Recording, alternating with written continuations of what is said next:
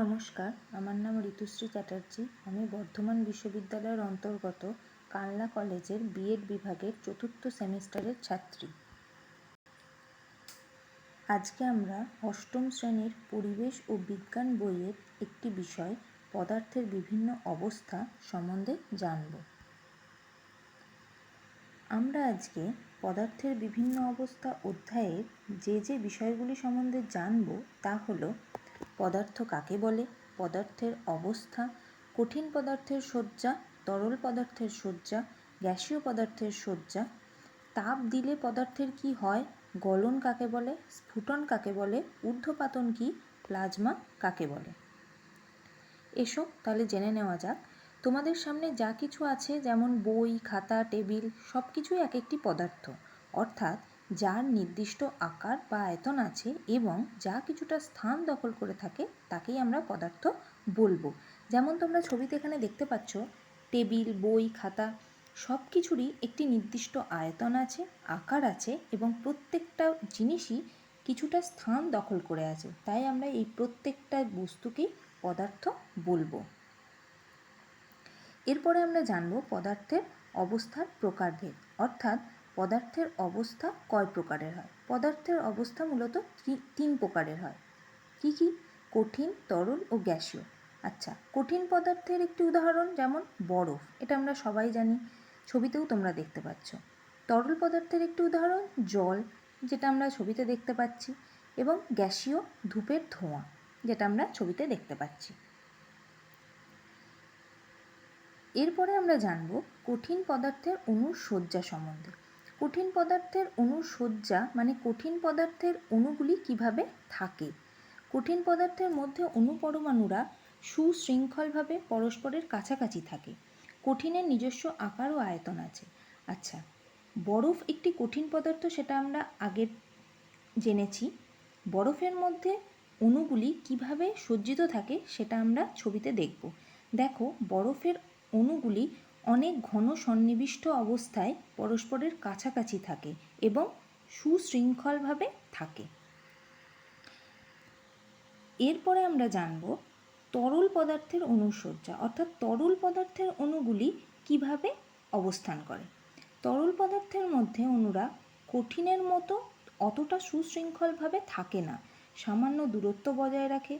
তরলের নির্দিষ্ট কোনো আকৃতি নেই, যদিও নিজস্ব আয়তন আছে। অর্থাৎ আমরা এখানে ছবিতে এক গ্লাস জলের মধ্যে যে অণুর আকারটা কীরকমভাবে থাকে সেটাই এখানে দেখব। অর্থাৎ আমরা বরফের সময় বরফের অণুর মধ্যে যে ঘন সন্নিবিষ্টভাবে অণুর সজ্জাটা দেখেছিলাম, দেখো জলের মধ্যে কিন্তু তার থেকে অনেক দূরত্ব বেড়ে গেছে অণুগুলির মধ্যে। অর্থাৎ কঠিন পদার্থে যতটা অণুগুলি ঘন সন্নিবিষ্টভাবে কাছাকাছি সুশৃঙ্খলভাবে অবস্থান করে, তরলে কিন্তু সেই ঘন সন্নিবিষ্ট অবস্থা, সেই সুশৃঙ্খল অবস্থাটা কিন্তু অনেকটাই কমে যায় এবং তরলের কোনো নির্দিষ্ট আকৃতি নেই, কারণ তরলকে আমরা যে পাত্রে রাখি সেই পাত্রেরই আকার ধারণ করে, কিন্তু তরলের একটি নিজস্ব আয়তন আছে। এরপরে আমরা জানব গ্যাসীয় পদার্থের অণুর সজ্জা। গ্যাস হলো প্রায় বাঁধন ছাড়া অবস্থা। এখানে অণুরা পরস্পরের থেকে অনেক দূরে অবস্থান করে। এই অসম্ভব গতির জন্যই গ্যাসের নির্দিষ্ট কোনো আয়তন বা আকৃতি নেই। দেখো, আমরা একটি চায়ের কাপের যে ধোঁয়া ওঠে সেটাও একটা গ্যাসীয় পদার্থ। এই গ্যাসীয় পদার্থের অণুগুলি কতটা দূরে দূরে একে অপরের থেকে অবস্থান করেছে, যা কঠিন এবং তরলের থেকে অনেকটাই বেশি, সেটাই আমরা এখানে ছবিতে দেখেছি। এরপরে আমরা জানব উষ্ণতা বৃদ্ধিতে পদার্থের অবস্থার পরিবর্তন কীরকম হয়। উষ্ণতা বৃদ্ধিতে পদার্থের যে কোনো অবস্থাতেই অণু পরমাণুদের গতিশক্তি বাড়ে। তাহলে দেখা যাক কঠিন ও তরলের উষ্ণতা ক্রমশ বাড়তে থাকলে কি হবে। দেখো, কঠিনকে যদি আমরা উষ্ণতা দিই তাহলে কঠিন তরলে পরিণত হবে, এবং তরলকে যদি আমরা উষ্ণতা দিই স্বাভাবিকভাবেই তরল গ্যাসে পরিণত হবে। তেমনই একটা ছোট্ট উদাহরণ তোমাদের সামনে দেখানো হয়েছে। দেখো, এটা একটা কি কঠিন পদার্থ, একটা বরফ নেওয়া হয়েছে। বরফকে যদি আমি উষ্ণতা দিই তাহলে সেটা জলে পরিণত হবে, আর জলকে যদি আমরা উষ্ণতা দিই তাহলে সেটা বাষ্প হবে। এরপর আমরা জানব গলন কাকে বলে। গলন হচ্ছে কঠিন পদার্থকে উত্তপ্ত করলে অণুদের কম্পনের মাত্রা বাড়তে থাকে ও গতিশক্তি বাড়ে। একসময় কম্পন এতই বেড়ে যায় যে অণু পরমাণুদের আর কঠিন অবস্থায় ধরে রাখা যায় না, তখন তা গলে গিয়ে তরলেই পরিণত হয়, একে গলন বলে। যেমন তোমরা ছবিতে দেখো একটা মোমবাতিকে আমরা তাপ দিচ্ছি, এই তাপ দেওয়ার ফলে মোমবাতিটি গলে তরলে পরিণত হয়েছে, সেটাই ছবিতে পরিষ্কারভাবে দেখানো হয়েছে। এই যে গলে কঠিন পদার্থ গলে গিয়ে তরলে পরিণত হচ্ছে, এই পদ্ধতিটাকে আমরা বলবো গলন।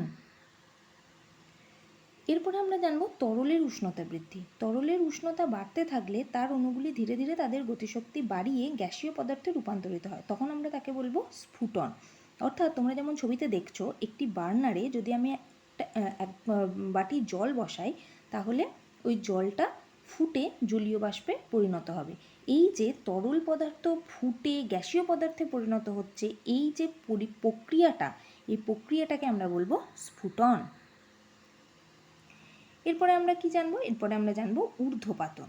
কোনো কোনো কঠিন পদার্থ খোলা হাওয়ায় গরম করলে একেবারে গ্যাসীয় পদার্থে রূপান্তরিত হয়, তাদের তরল অবস্থা পাওয়া যায় না, এই পদ্ধতিকে ঊর্ধ্বপাতন বলে। যেমন কর্পূর, আয়োডিন, দেখো তোমরা ছবিতে তা বুঝতে পারবে। এরপরে আমরা জানবো প্লাজমা। প্লাজমা কাকে বলে? প্রচণ্ড গরমে গ্যাসীয় পদার্থের অণুরা ভেঙে পরমাণু হয়ে যাবে, তারপরে পরমাণু ছেড়ে ইলেকট্রন আলাদা হয়ে যাবে, ফলে অতিরিক্ত উষ্ণতায় ইলেকট্রন ও নিউক্লিয়াস আলাদা আলাদা হয়ে ঘোরাঘুরি করে, একেই আমরা বলি প্লাজমা। ছবিতে দেখো পরিষ্কারভাবে বোঝা যাচ্ছে যে যখন অত্যধিক উত্তাপ দেওয়া হয়, তখন এই ইলেকট্রন পরমাণু নিউক্লিয়াস ছেড়ে বাইরে অনেকটা ছেড়ে বেরিয়ে আসে।